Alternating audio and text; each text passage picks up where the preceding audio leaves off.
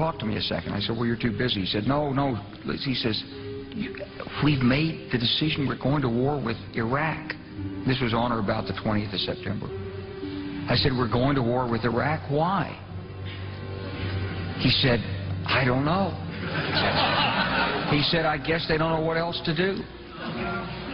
So I said, well, did they find some information connecting Saddam to Al-Qaeda? He said, no. He says, there's nothing new that way. They've just made the decision to go to war with Iraq. He said, I guess it's like we don't know what to do about terrorists, but we've got a good military and we can take down governments. And he said, I guess if the only tool you have is a hammer, every problem has to look like a nail. So I came back to see him a few weeks later, and by that time we were bombing in Afghanistan. I said, are we still going to war with Iraq? And he said, oh, it's worse than that. He said, he reached over on his desk, he picked up a piece of paper, he said, I just got this down from upstairs, meaning the Secretary of Defense office today, and he said, this is a memo that describes how we're going to take out 7 countries in 5 years, starting with Iraq and then Syria, Lebanon, Libya, Somalia, Sudan, and finishing off Iran. So go through the countries again? Well, starting with Iraq, then Syria and Lebanon, then Libya, then Somalia and Sudan, and then back to Iran.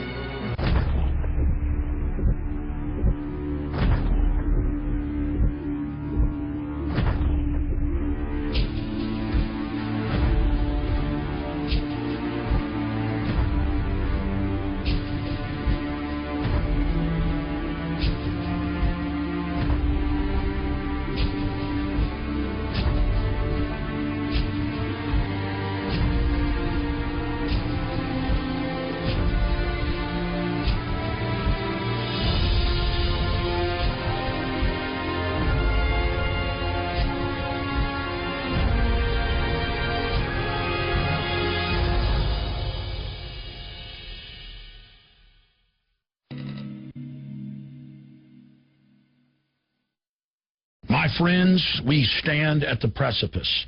The entire world is rushing towards World War III by any measurement or definition. The private offshore banks that dominate Europe and the United States are invading countries all over the Middle East, North Africa, and trying to start a war as well with Pakistan. This is all happening as the world economy is imploded and as the private central banks openly announce a private corporate bank of the world that our carbon taxes will be paid into. Our sources inside the Pentagon, in D.C., and at Fort Hood, Texas, as well as others, have confirmed that major armored divisions out of Fort Hood and other bases are set to be sent late in September into October into Libya, a full-scale ground war. Meanwhile, Obama comes out and says he doesn't need any authorization from Congress and that Libya is not a war. Now he's threatening to go into Sudan. They've got warships off the coast of Syria, and our media and senators are openly calling for war. The Russians are threatening to respond. Now the CIA has expanded drone attacks in Yemen, and that government, a supposed ally, is toppled. The former darling of the establishment, Hosni Mubarak, the 31-year dictator of Egypt, was overthrown by a U.S., British/Europe-backed military coup, and citizens are being arrested en masse. No protest is allowed. This is amazing. Al-Qaeda-backed forces in the east of Libya are now being augmented by U.S. and British special forces. But all of you that thought it was trendy to be anti-war, now is the time to understand that we are at a serious crossroads and that Bush was only laying the groundwork for the next puppet that would come, Obama. Obama, the man of peace, the man of desolation, death, and destruction. This war that is about to engulf the world will be one of the most destructive, if not the most destructive, in human history and could lead to thermonuclear war. Please warn everyone you know. World War III is now upon us.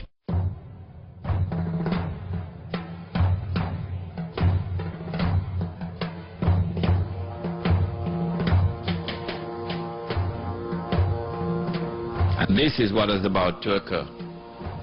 As the masses go out onto the streets, the ones who are going to be targeted are the pro-American regimes in the Arab world. The objective? To get one or more of these regimes to fall through massive demonstrations, anti-American and anti-Israeli demonstrations.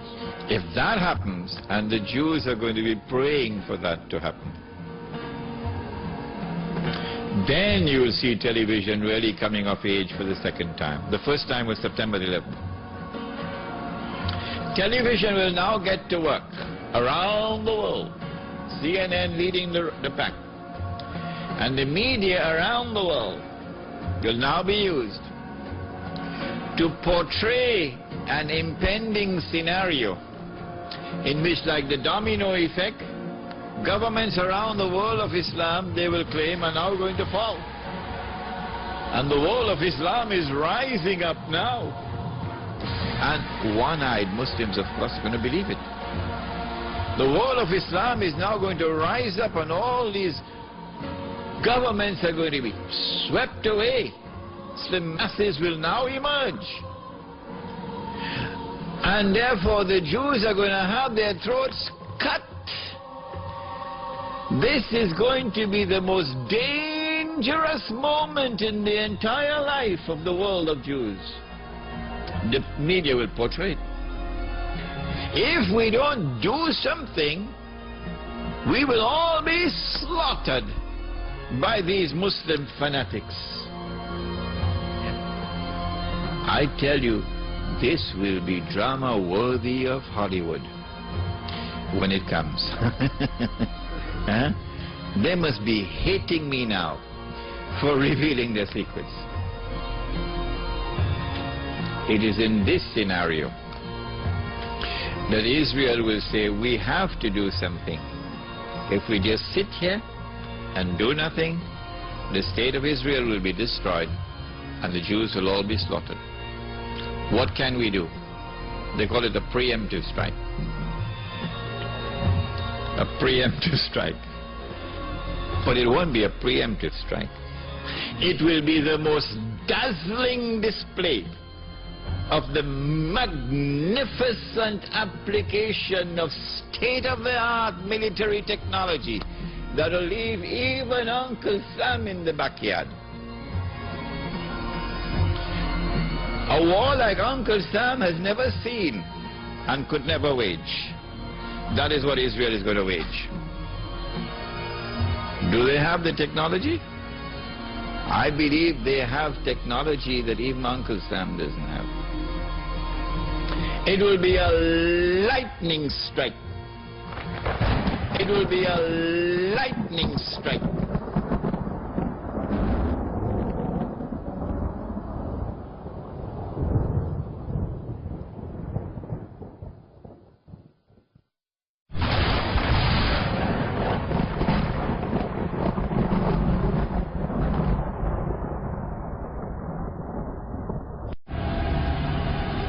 Man is on a quest to play God, to control the weather and use it as a weapon.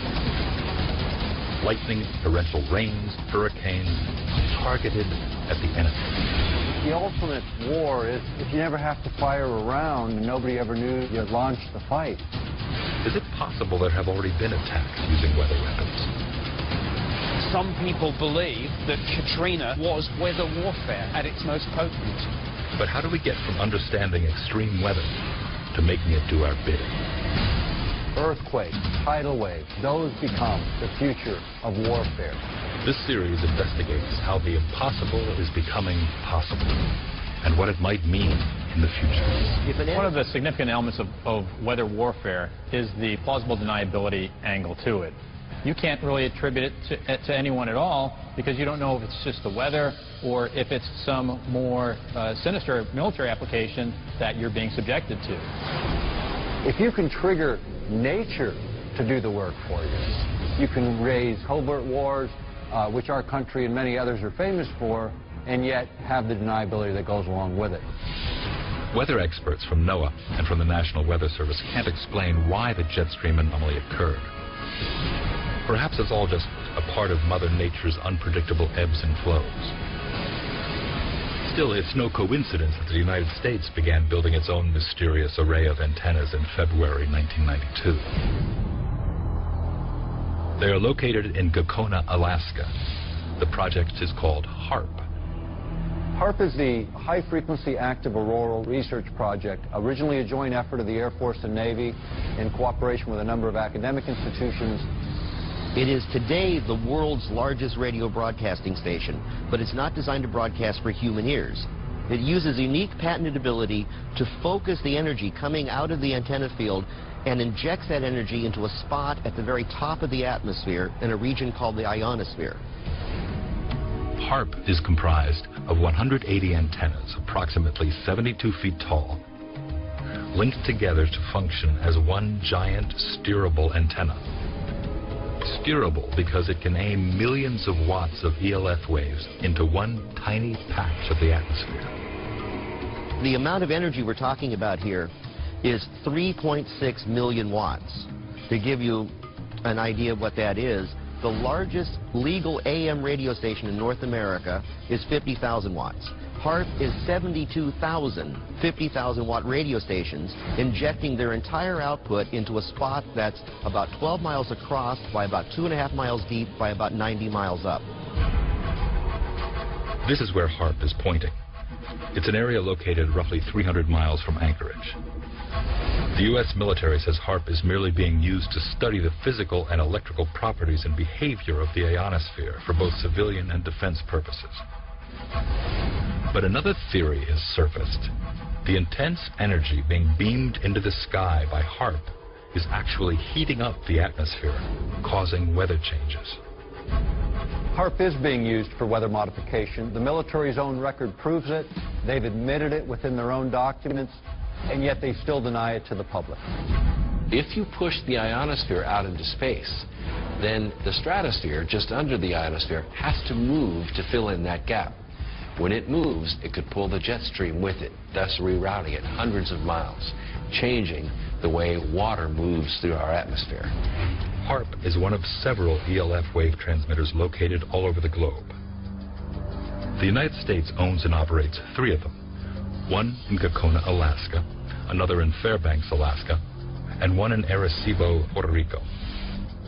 Working in tandem, these transmitters could potentially alter the weather anywhere in the world, changing the jet stream's course entirely, triggering massive rainstorms or droughts.